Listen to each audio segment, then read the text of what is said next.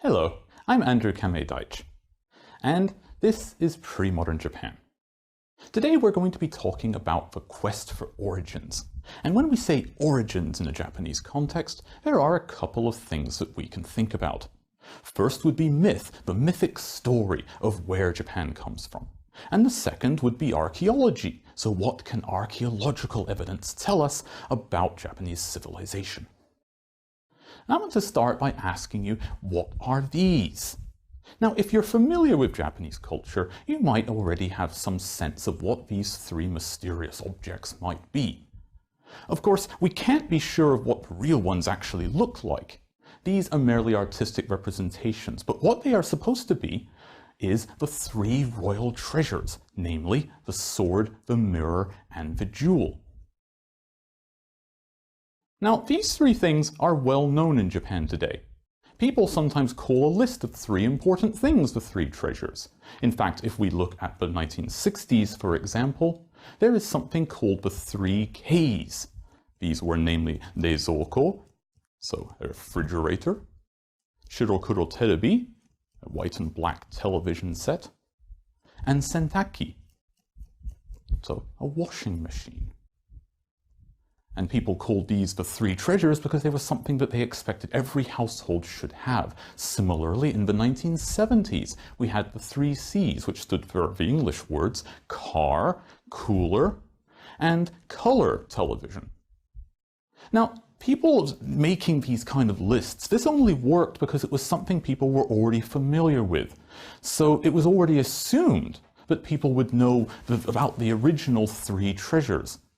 In fact, they also show up in a lot of pop culture. If you're familiar with Japanese manga or animation, you might also have seen symbols or something similar to these three treasures popping up in stories. So what do they actually mean? Well, historically, they're supposed to be symbols of divine power and legitimacy, and therefore important for the royal family. Now, in medieval times, the famous intellectual Kitabe Takeshi Kafusa came up with the idea that each of these represented an ideal quality of the Japanese ruler. The sword, he said, represented the stars, which meant wisdom and strength. The mirror was the sun for honesty and purity.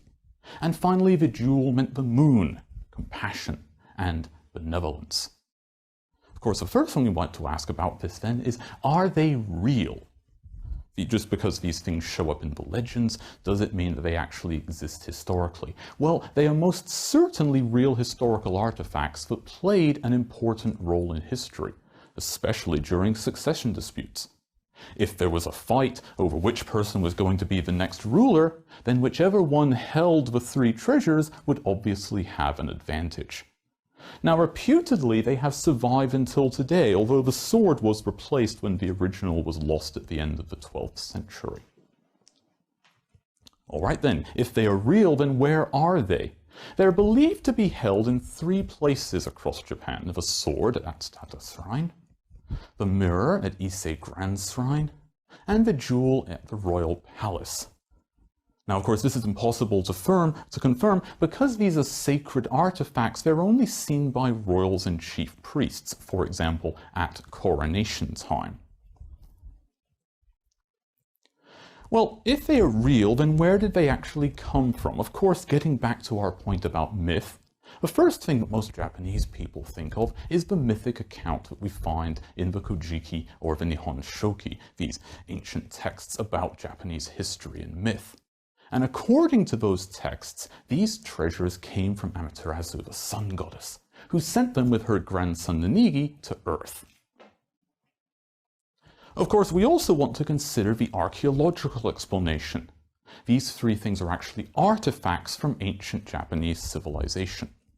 Now, if we look back at Japanese civilization, the earliest period we scholars normally talk about is the Jomon period, which is a time of hunters and gatherers and lasted until approximately 400 years before the Common Era. Second ancient period we often discuss is the Yayoi period, a time of more cultural sophistication and the emergence of an agricultural society that lasted from the end of the Jomon period through to around the year 300. Now, one of the ways that we can find out about these things is by looking at archaeological sites, and especially something called kothan.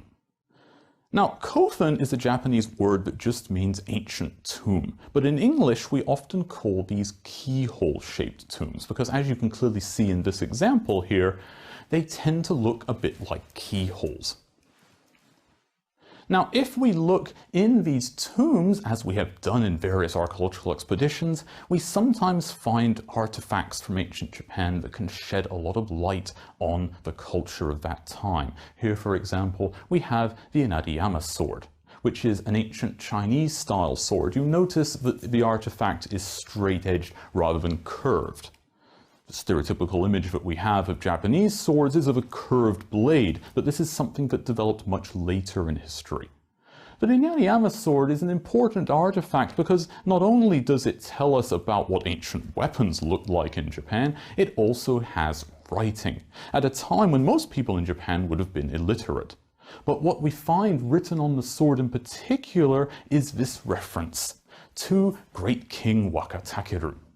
And this is believed by archaeologists to represent Yuryaku, an ancient powerful ruler described in some of the texts.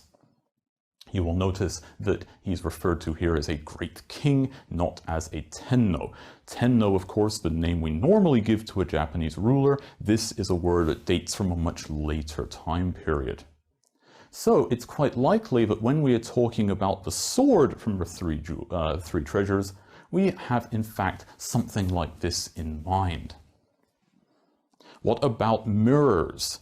Now, nowadays, of course, in Japanese pop culture, when people talk about the three treasures, we often have a modern Western-style mirror that shows up in our imagination. But this is, of course, a product from the Venetian Renaissance. Really, what we are looking at here when we talk about the three treasures mirror is going to be a classical type mirror. And this is based on something from Chinese civilization where a type of metal mirror would be produced and was polished to a very high degree to develop a reflective surface. Often the back of the mirror was very beautifully decorated.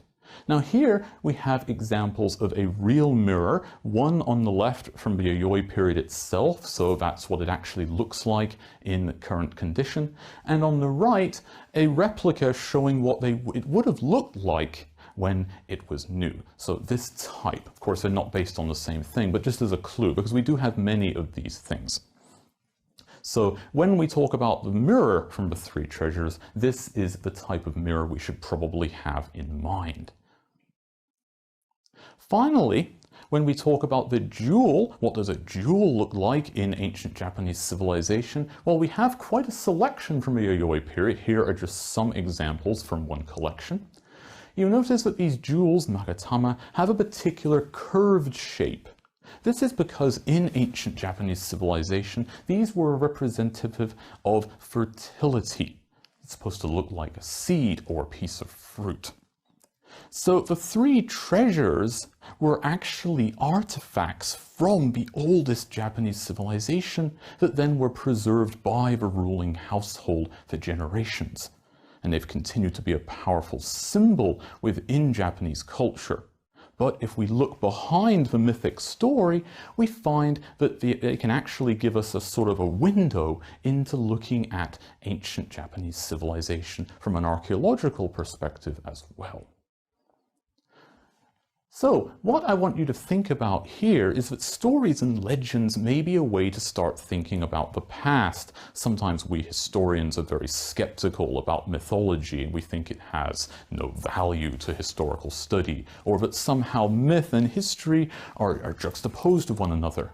But actually, myth, of course, has its own historical context and represents the civilization behind it. So I think that although we shouldn't take myth literally, it can be a helpful way to start thinking about the past, especially origins.